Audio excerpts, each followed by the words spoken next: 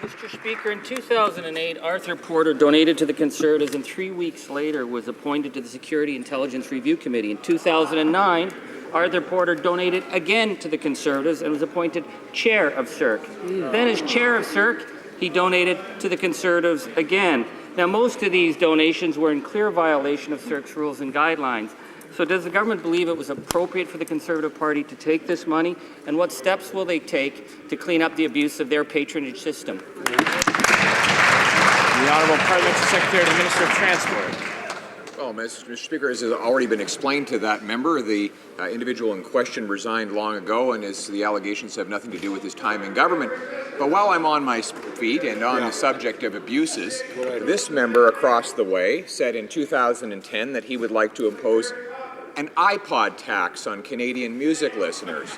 This is the same member of Parliament who now denies it, but he denied that he was in favour of the long gun registry in order to get elected. Do you think the Timmins-James Bay constituents can trust him this time?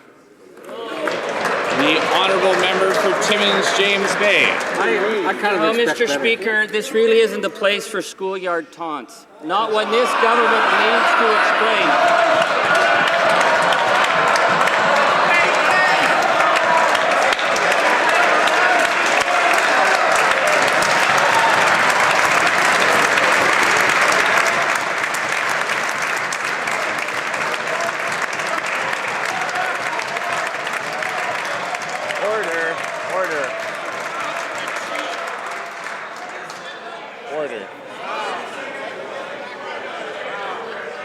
Order.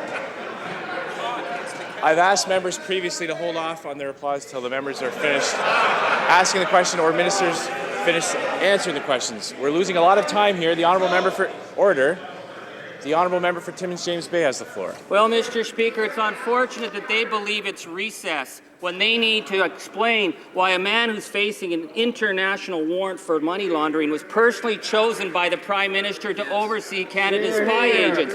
Why this Prime Minister personally chose a convicted fraud artist, Bruce Carson, into his inner circle, and explain why this Prime Minister's appointees, Wallen, Brazo, and Duffy, continue to thumb their nose at the taxpayer. This is about this Prime Minister's judgment. When will they come clean and clean up the patronage system that this Prime Minister has put in place?